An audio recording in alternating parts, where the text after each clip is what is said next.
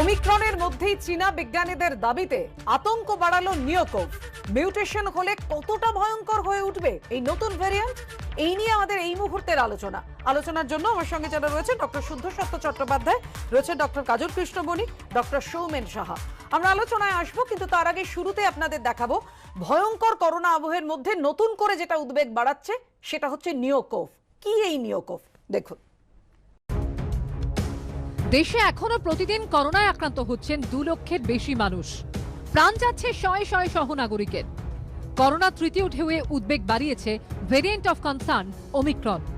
ভয়ঙ্কর এই পরিস্থিতিতে নতুন করে ভয় ধরালো নিওকোভ। গবেষকরা বলছেন এটি করোনা গোষ্ঠীভুক্ত একটি ভাইরাস। উগান্ডায় বাদুড়ের দেহে মিলেছে এর অস্তিত্ব। গবেষকরা বলছে আপাতত এক পশুর শরীর থেকে আরেক পশুর শরীরে ছড়াচ্ছে এই ভাইরাস। তাদের আশঙ্কা এই ভাইরাস কোনোভাবে মানুষের শরীরে ঢুকে পড়লে করোনার থেকেও ভয়াবহ পরিস্থিতি তৈরি হতে পারে। চীনের যে উহান প্রদেশ থেকে করোনা ভাইরাস গোটা দেশে ছড়িয়ে পড়েছিল বলে অভিযোগ, সেখানকার বিশ্ববিদ্যালয়ের গবেষকরাই সামনে নিয়ে এসেছেন নিওকোভের অস্তিত্বের কথা। এই যে ভ্যারিয়েন্টগুলো আসছে তাদের একটা উল্লেখযোগ্য একটা প্রপার্টি দেখা গেছে। সেটা কি? সেটা কিন্তু কোভিডে আমরা যে প্রপার্টিটা দেখেছি, যে অ্যানজিওটেনসিন কনভার্টিং এনজাইমের মধ্যে দিয়ে মানুষের শরীরে ঢোকা বা বাদুড়ের শরীরে ঢোকার যে প্রবণতা, সেইটা কিন্তু এই ভ্যারিয়েন্টের মধ্যে লক্ষ্য করা গেছে। সেই জন্যেই একটা আশঙ্কা। এখনো অবধি কিন্তু কোনো হিউম্যান কেস রিপোর্টেড হয়নি। চীনের উহান ইউনিভার্সিটি এবং the Chinese academy of sciences institute of বায়োফিজিক্সের বিজ্ঞানীদের নিওকোভ ভাইরাস নিয়ে গবেষণা বায়ো আর্কাইভ নামে একটি গবেষণাপত্রে প্রকাশিত হয়েছে। সেখানে বলা হয়েছে নিওকোভ আদতে মার্স কোভ অর্থাৎ middle east respiratory syndrome corona virus. এতে মার্স এবং কোভিড দুইয়ের বৈশিষ্ট্যই আছে। অর্থাৎ নিওকোভে যেমন মার্সের মতো বেশি মাত্রায় মারণ ক্ষমতা রয়েছে, তেমনি কোভিডের মতো দ্রুত সংক্রমণের ক্ষমতাও আছে। বর্তমানে এটি আফ্রিকা উগান্ডায় বাদুড় শ্রেণীর প্রাণীর মধ্যে পাওয়া যাচ্ছে। উদ্বেগের বিষয় হচ্ছে বর্তমানে বাদুড়ের মধ্যে এটি AC2 রিসেপ্টরের মাধ্যমে প্রবেশ করছে, যা কিনা আমাদের কোভিডের মতনই। সুতরাং আর একটি মাত্র মিউটেশন হলে এটি মানব শরীরে প্রবেশ করতে পারে, এবং মনে রাখতে হবে এর সংক্রামক ক্ষমতা আমাদের কোভিডের মতনই হবে, এবং মারণ ক্ষমতা কিন্তু মার্সের মতন, যা কিনা 1/3। দেশ ও রাজ্যে করোনায় দৈনিক সংক্রমণ খানিকটা কমায় অনেকেই আশার আলো দেখতে পাচ্ছিলেন, কিন্তু ভবিষ্যতে আবার কোনো খারাপ সময় অপেক্ষা করছে না তো? প্রশ্ন তুলে দিল নিওকোভ।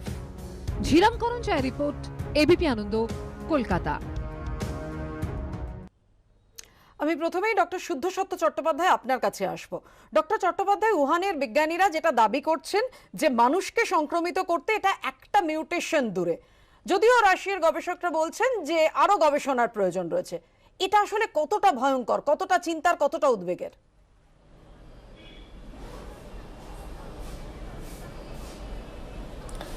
আমরা কিছুদিন ধরেই একটা বিষয় নিয়ে আলোচনা করছিলাম আমাদের ডাক্তারদের মধ্যে, সেটা হচ্ছে যে এখন দুটো স্টেন, তার মধ্যে একটা হচ্ছে ভয়ঙ্কর ছোঁয়াচে কিন্তু অতটা ভিরুলেন্ট নয়, ওমিক্রন, এবং আরেকটা স্টেন ডেল্টা প্লাস, যেটা অত্যন্ত ভিরুলেন্ট কিন্তু অতটা ছোঁয়াচে নয়। দুটো পাশাপাশি কিন্তু আমাদের সমাজে এখন ঘুরছে। এবার RNA ভাইরাসের একটা অদ্ভুত প্রপার্টি আছে, এরা কিন্তু নিজেদের মধ্যে খুব তাড়াতাড়ি মিউটেশন করতে পারে। তাই কোনো কারণে বা কখনো যদি কোনো মানুষের শরীরে একসঙ্গে দুটো ভাইরাস ইনফেক্ট করে, সেটা হয়তো ক্লিনিক্যালি দেখে আলাদা করে বোঝা যাবে না যে দুটো ভাইরাস একসাথে রয়েছে, কিন্তু ভাইরাস নিজেদের মধ্যে কিন্তু ওখানে বিভিন্ন রকম মিউটেশন তৈরি করে, যে মিউটেশন থেকে কিছু কিছু স্টেন তৈরি হতে পারে, যেটা হয়তো এই দুটোর একটা মিশ্র স্টেন তৈরি হতে পারে। মানে ডেল্টা ভ্যারিয়েন্টের মতো বা ডেল্টা প্লাসের মতো খারাপ বা ভয়ঙ্কর, এবং তার সাথে এই ওমিক্রনের মতো ছোঁয়াচে। এই প্রবণতাটা কিন্তু এই সাউথ আফ্রিকান স্ট্রেনের মধ্যে কিছুটা হলেও আছে। মানে মার্স যে ইনফেকশনটা হয়েছিল, সৌদি আরবে দুবার হয়েছিল, একটা 2012, একটা 2015, সেই করোনা ভাইরাস যে AC ইনহিবিটর 2 দিয়ে যে ইনফেক্ট করতো, যেটা প্রথম দিকেই করোনা ভাইরাস আমাদের কোভিডের যেটা ইনফেক্ট করেছিল, সেইটার সাথে মার্সের খুব মিল রয়েছে এই পার্টিকুলার নিওকোভ ভাইরাসটার, যেটা কিনা এখনো পর্যন্ত বাদুড়ে ইনফেক্টেড হয়েছে, এবং সেই AC2 ইনহিবিটর দিয়েই হয়েছে, যেটা এখনো পর্যন্ত হিউম্যান কোনো কেস পাওয়া যায়নি। কিন্তু ভাইরাসের একটা বৈশিষ্ট্য হচ্ছে মিউটেশন খুব ঘন ঘন করে। এই RNA ভাইরাসটা কিন্তু খুব তাড়াতাড়ি মিউটেশন করছে। তাই এমন হতেই পারে হয়তো আমরা যখন আলোচনা করছি তখনই তার এই হিউম্যান স্টেনের জন্য যে মিউটেশনটা দরকার সেটা হয়ে গেল এবং সে হিউম্যানের ইনফেক্টিভিটি হওয়ার জায়গায় পৌঁছে গেল। এবার বাদুড়, এই বাদুড়গুলো কোথায় থাকছে, এ কি লোকালয়ে থাকছে কি থাকছে না সেইটা জানা খুব জরুরি, এবং এদের থেকে মানুষকে ইনফেক্ট করার জায়গাটাকে কিন্তু এখন যখন আমরা সুযোগ পাচ্ছি আমাদের কিন্তু সেটাকে আটকানোর জন্য খুব তাড়াতাড়ি চেষ্টা করতে হবে, যাতে এই বাদুড়গুলো থেকে ওখানকার যে মানুষ, সাউথ আফ্রিকার যে মানুষ, তারা যেন কোনোভাবে ইনফেক্টেড না হয়। যেরকম আমরা একসময় করেছি, বার্ড ফ্লু আটকাতে গিয়ে আমরা বিভিন্ন পোলট্রি ফার্মকে আগুন দিয়ে পুড়িয়ে দিয়েছি, পোলট্রি এগুলোকে মানে মুরগিগুলোকে বা হাঁসগুলোকে আমরা নষ্ট করে দিয়েছি যাতে সেখান থেকে হিউম্যানে আসতে না পারে। সেখানে কিন্তু আমরা অনেকটা আটকাতে পেরেছিলাম। এবার বাদুড়কে কি করে আটকানো হবে, বিশেষ করে বাদুড় জঙ্গলে ঘুরে বেড়ায় বিভিন্ন জায়গায়, সেখানে আটকাতে গেলে হয়তো একটা দাবানল লেগে যেতে পারে। তো এই ব্যাপারগুলো থেকে সবচেয়ে ইম্পর্টেন্ট হচ্ছে ওখানকার মানুষগুলোকে আজকে এই বাদুড়গুলোর থেকে যে কোভিডটা সেটাকে আটকানো। কারণ এটা যদি আটকাতে না পারি তাহলে মার্সের মতো মারণ ক্ষমতাযুক্ত ওমিক্রন বা অন্যান্য কোভিডের ইনফেকশনের মতো ছোঁয়াচে একটা ভাইরাস যদি তৈরি হয় সেটা কিন্তু আমাদের পৃথিবীর কাছে একটা বিরাট বড় চ্যালেঞ্জ, মানে প্রায় দ্বিতীয় তৃতীয় বিশ্বযুদ্ধের মতো জায়গায় আমরা চলে যাব। সুতরাং এটাকে আটকানো খুব জরুরি এবং খুব তাড়াতাড়ি এটার বিরুদ্ধে ব্যবস্থা নিতে হবে। অবশ্যই আসবো এই বিষয় নিয়ে আবারও, কিন্তু তার আগে আপনাদের জানিয়ে রাখি এই যে এই ভাইরাসের অস্তিত্ব, এটা 1 দশকেরও বেশি সময় ধরে এর অস্তিত্ব আছে। চিন্তা বাড়ানোর মতো মিউটেশন হয়নি। উদ্বেগের মধ্যেও কিন্তু নিয়োগক নিয়ে আসার কথা শুনিয়েছেন গবেষকদের একাংশ। আরও গবেষণার প্রয়োজন আছে বলে বিশ্ব স্বাস্থ্য সংস্থা বলেছে। দেখুন, ডেল্টা ওমিক্রনের পর এবার কি নিয়োকব মানুষের শরীরে হানা দেবে করোনার গোষ্ঠীভুক্ত এই ভাইরাস? উহানের বিজ্ঞানীদের গবেষণায় উঠে আসা তথ্য ঘুম ছুটিয়েছে অনেকেরই। বিশেষজ্ঞরা বলছেন এটি কোভিড ভাইরাস এবং মার্স ভাইরাসের সঙ্গে মিল আছে এবং করোনা ভাইরাসের গোষ্ঠীভুক্ত বলেই তারা দাবি করছেন। সেটি অত্যন্ত দ্রুততার সঙ্গে ছড়াতে পারে, এমনকি তার মৃত্যুও ঘটানোর ক্ষমতা আছে। গবেষকদের আশঙ্কা ফের মিউটেশন হলে নিয়োকব পশু পাখির শরীর থেকে ঢুকে পড়তে পারে মানুষের শরীরে, আর নিয়োকব কোনোভাবে মানুষের শরীরে প্রবেশ করলে করোনার থেকেও ভয়ঙ্কর হবে পরিস্থিতি। 3 জন সংক্রমিতের মধ্যে মৃত্যু হতে পারে একজনের। এই নতুন করোনা ভাইরাস উপস্থিতি সম্পর্কে আমেরিকান অ্যাসোসিয়েশন মাইক্রোবায়োলজিস্ট আমাদের সতর্ক করেছিলেন, তখন কিন্তু আমরা কান দিইনি। সুতরাং এই নতুন যে ভাইরাসটি, এর উপর আমাদের নিরন্তর নজরদারি ও গবেষণা প্রয়োজন। তবে উদ্বেগের পাশাপাশি আশার আলোও দেখাচ্ছেন অনেকে। সংক্রামক রোগ বিশেষজ্ঞদের দাবি 1 দশকের বেশি সময় ধরে নিয়োকবের অস্তিত্ব রয়েছে। এই সময়ের মধ্যে তেমন কোনো মিউটেশনও হয়নি, যা নিয়ে অনেকে আশঙ্কা করছেন।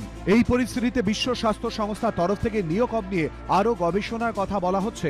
একই মত অনেক চিকিৎসকেরও। যদি কোনোভাবে দুটো ভাইরাসের এই দুটো সাংঘাতিক রূপ অর্জন করতে পারে, যে একটা হাই মর্টালিটি এবং হাই ট্রান্সমিসিবিলিটি, সেটা কিন্তু একটা ভয়ানক আশঙ্কার কারণ হতে পারে। তবে এটা এখনই হিউম্যানে কোনো কেস ডিটেক্টেড হয়নি এবং হবে কিনা সেটা সম্বন্ধে আরও গবেষণার প্রয়োজন রয়েছে। উদ্বেগ আছে, তবে নিয়োকব নিয়ে এখনই ভয় পাওয়ার মতো কিছু আছে বলে মনে করছেন না অনেক চিকিৎসক।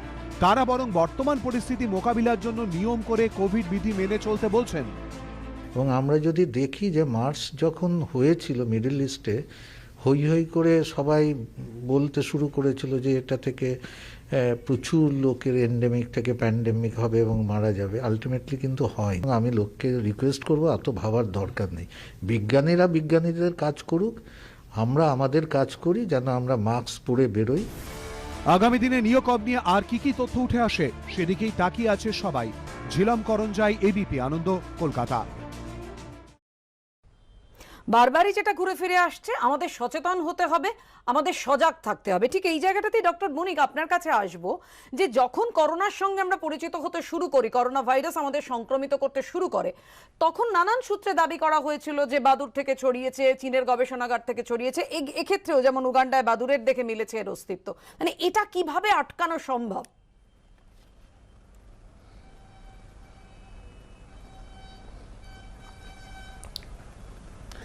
আমরা একটা হাইপোথিসিস নিয়ে আলোচনা করছি, পিয়ার রিভিউড জার্নালে প্রকাশিত হয়নি, একটা তত্ত্ব সামনে এসছে ইউহান থেকে, যা নিয়ে আমরা আলোচনা করছি। তাতে আমি প্রথমেই বলি, উদ্বেগের আশঙ্কার কোনো কারণ নেই।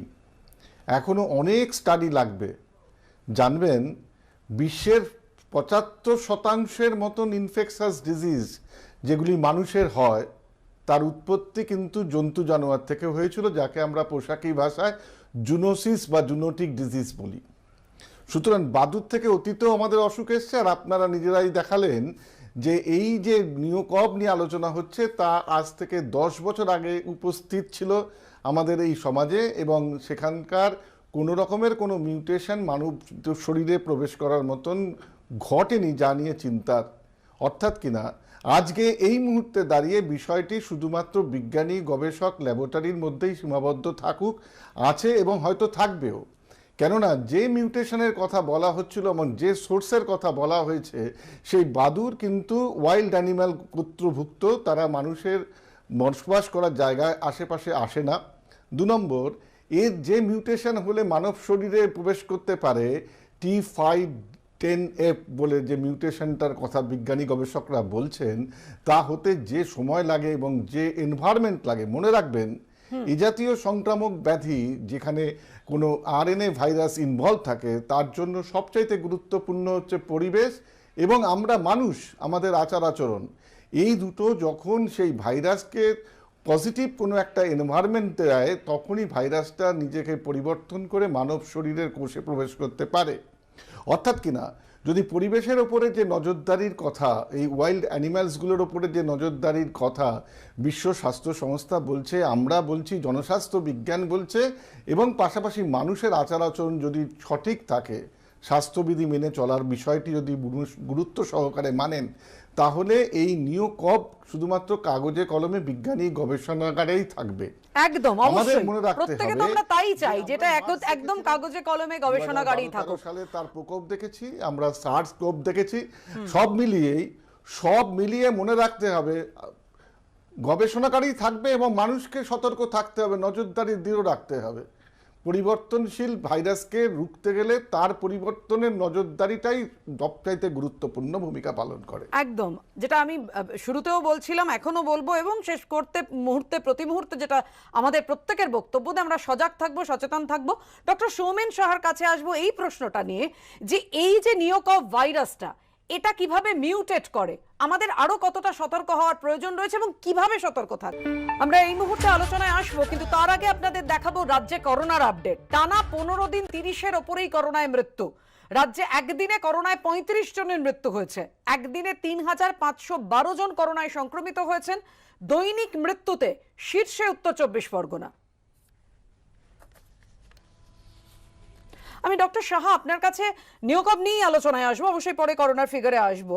যে আমরা যেটা দেখতে পাচ্ছি, এই এত আলোচনা হচ্ছে, কিন্তু এই যে নিওকবের মিউটেশনটা মিউটেট করে কিভাবে এবং কিভাবে মানুষের শরীরে আসে, মানুষকে সংক্রামিত করে, কিভাবে আমরা আটকাবো? আচ্ছা, প্রথমে ছোট করে বলি যে যেই ভাইরাস নিয়ে আলোচনা চলছে, মানে মূলত যেই স্টাডিটা নিয়ে আলোচনা চলছে, 25শে ডিসেম্বর একটি বিখ্যাত জার্নালে এই স্টাডিটি প্রিপ্রিন্ট ভার্সন আসে, এখনও স্টাডিটি পাবলিশ হয়নি। যেই ভাইরাসটা নিয়ে আলোচনা হচ্ছে সেটা এক ধরনের beta corona virus. Beta corona ভাইরাসের অন্যান্য যা উদাহরণ আমরা জানি, তারা মানে মানবদেহে ইনফেকশন করতে পারে। তার জন্যই আমরা ভাবছি যে এটাও কি ভবিষ্যতে মানবদেহে ইনফেকশন করবে কি না। যেটা পাওয়া গেছে যে তারা এক ধরনের বাদুড়ের শরীরে ন্যাচারাল ইনফেকশন করে থাকে। কিন্তু দুটো জিনিস আমাদের মাথায় রাখতে হবে, সেটা হচ্ছে যে বাদুড়ের শরীরে প্রবেশ করার জন্য যে রিসেপ্টর আর মানুষের শরীরে প্রবেশ করার জন্য যে রিসেপ্টর, দুটোই হয়তো ACE2 রিসেপ্টর, কিন্তু তাদের মধ্যে অনেক স্ট্রাকচারাল ডিফারেন্স রয়েছে। বিজ্ঞানীরা করেছেন কি, যে 5 জন বিজ্ঞানী তারা করেছেন মানুষের শরীরের ACE2 যে রিসেপ্টর আর বাদুড়ের যে ACE2 রিসেপ্টর, তাদের মধ্যে কিছু রকমফের করে মানুষের রিসেপ্টরকে বাদুড়ের মতো করার চেষ্টা করেছেন। এবং যেই সারফেস প্রোটিনটা, যে স্পাইক প্রোটিনটা ভাইরাসের, যেটার মধ্যে রিসেপ্টর বাইন্ডিং ডোমেনটা আছে, মানে যেটা রিসেপ্টরের সাথে বাইন্ড করবে, তারও কিছু টার্সিয়ারি স্ট্রাকচারাল চেঞ্জেস করে দেখতে চেয়েছেন যে তারা কি মানুষের যে এসি রিসেপ্টর আছে তার সাথে বাইন্ড করতে পারে কিনা। তাতে দেখা গেছে যে হ্যাঁ, তাতে অবশ্যই সেই বাইন্ডিং প্রপার্টিটা অনেকটা বেড়েছে। কিন্তু এই মিউটেশনটা কিন্তু এখনও হয়নি, মানে এখনও পর্যন্ত ভাইরাসের যে রিসেপ্টর, মানুষের রিসেপ্টর, বাদুড়ের রিসেপ্টর এবং ভাইরাসের যে স্পাইক প্রোটিন, তাদের মধ্যে এখনও বিস্তর ফারাক রয়েছে। কিন্তু যেটা চিন্তার বিষয়, যেহেতু মিউটেশন আরএনএ ভাইরাসে হয়, তাহলে কি এরকম কোনো মিউটেশন ভবিষ্যতে হবে, যেহেতু বিজ্ঞানীরা গবেষণাগারে সেই মিউটেশন অ্যাচিভ করতে পেয়েছেন পেরেছেন এবং 3 জন সংক্রমিতের মধ্যে একজনের মৃত্যু হবে বলে বলছেন, উদ্বেগ প্রকাশ করছেন। তার কারণ এটা 80% রিলেটেড টু মার্স কোভ, যেহেতু যেহেতু তার সংক্রমণের থেকেও মানে মর্টালিটি বেশি ছিল, তার জন্য এটা ভাবা হচ্ছে যে মর্টালিটি এক্ষেত্রে হয়তো খুব বেশি হবে। কিন্তু যেটা আমাদের মাথায় রাখতে হবে যে এই মিউটেশনটি এখনো হয়নি। একদম, অবশ্যই গবেষণায় কি কি তথ্য উঠে আসে আমাদের আগামীতে নজর থাকবে সেই দিকে, আমরা নজর রাখবো সেই দিকে। কিন্তু একটাই কথা বলার, আমরা প্রতি মুহূর্তে সজাগ থাকবো, সচেতন থাকবো। এই মুহূর্তের আলোচনা এখানেই শেষ করছি। আপনাদের সবাইকে অনেক ধন্যবাদ। বিরতি নিতে নিতে আমরা যে খবরের দিকে নজর রাখবো, বর্ধমান মেডিকেল কলেজ, সেখানে কোভিড ওয়ার্ডে এক রোগিনীর ঝলসে মৃত্যু হয়েছে, অথচ সমস্ত সরকারি হাসপাতাল ও মেডিকেল কলেজগুলিতে ফায়ার অডিট প্রক্রিয়া সম্পূর্ণ হয়েছে বলে স্বাস্থ্য ভবন সূত্রের দাবি। প্রশ্ন উঠছে এখানেই যে তাহলে কেন এমন ঘটলো, দেখুন। সরকারি হাসপাতালে ফের অগ্নিকাণ্ড, কোভিড ওয়ার্ডে ঝলসে মৃত্যু হচ্ছে এক রোগিনীর। শনিবার কাকভোরে বর্ধমান মেডিকেল কলেজ হাসপাতালের এই ঘটনায় তোলপাড় শুরু হয়ে গিয়েছে। হাসপাতাল কর্তৃপক্ষের বিরুদ্ধে গাফিলতির অভিযোগ তুলেছে মৃতের পরিবার। প্রশ্ন উঠছে অগ্নি নির্বাপন ব্যবস্থা নিয়েও। অথচ প্রতিটি সরকারি হাসপাতাল ও মেডিকেল কলেজে ইতিমধ্যেই ফায়ার অডিট হয়েছে বলে দাবি করছে স্বাস্থ্য ভবন। কিন্তু দমকল মন্ত্রী দাবি করছেন ফায়ার অডিটের কাজ এখনো চলছে। গত বছরের 21শে মে উত্তরবঙ্গ মেডিকেলের কোভিড ব্লকে আগুন লাগে। এই পরিস্থিতিতে রাজ্যের সরকারি হাসপাতালগুলিতে ফায়ার অডিটের সিদ্ধান্ত নিয়েছিল এ রাজ্যের স্বাস্থ্য দপ্তর। গত 8ই নভেম্বর সমস্ত সরকারি হাসপাতাল ও মেডিকেল কলেজে পাঠানো চিঠিতে বলা হয় অগ্নি নির্বাপন ব্যবস্থা নিয়ে দ্রুত অডিট করতে হবে, পরিস্থিতি খতিয়ে দেখে প্রয়োজনীয় সংশোধনও করতে হবে। তার আগে 6ই নভেম্বর ফায়ার অডিট নিয়ে স্বাস্থ্য ভবনকে চিঠি দিয়েছিল দমকল। জোড়া চিঠির প্রেক্ষিতে কাজও শুরু হয়। স্বাস্থ্য ভবন সূত্রে দাবি ফায়ার অডিট প্রক্রিয়া সম্পূর্ণ হয়েছে, যা যা সংশোধনী দরকার তার জন্য অর্থ বরাদ্দের প্রক্রিয়া চলছে। স্বাস্থ্য দপ্তর যখন ফায়ার অডিটের প্রক্রিয়া সম্পূর্ণ হওয়ার কথা জানাচ্ছে, তখন দমকল মন্ত্রীর মুখে শোনা গেল অন্য কথা। তার দাবি অডিটের কাজ এখনো শেষ হয়নি। আমাদের এখানে যতগুলো স্টেট হসপিটাল আছে, মেডিকেল কলেজ হসপিটাল আছে, ডিস্ট্রিক্ট লেভেলে যতগুলো হসপিটাল আছে, অলরেডি আমরা সেগুলোতে ফায়ার সেফটি ফায়ার অডিট আমাদের অলরেডি সেখানে অনেক দিন ধরেই চালু হয়ে গেছে। এখন একটু স্লো চলছে ফায়ার অডিটটা, আমাদের মাসে হয়তো টার্গেট আছে 250-300 এমনি, কিন্তু এখন একটু স্লো চলছে ডিউ টু কোভিডের জন্যে। তাহলে বাস্তব অবস্থাটা কি জানতে চেয়ে সরব হয়েছে চিকিৎসক মহলের একাংশ।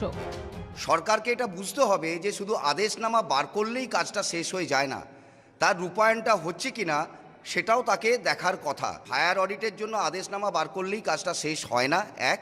আর দুই হচ্ছে যে আমাকে যুদ্ধকালীন যে তৎপরতা দরকার ছিল সেই তৎপরতা আমরা দেখতে পাইনি, ফলে ভবিষ্যতেও যে আরও এরকম ঘটনা ঘটবে না সেটারও কোনো নিশ্চয়তা আমাদের নেই এবং এর দায় সরকারকেই নিতে হবে।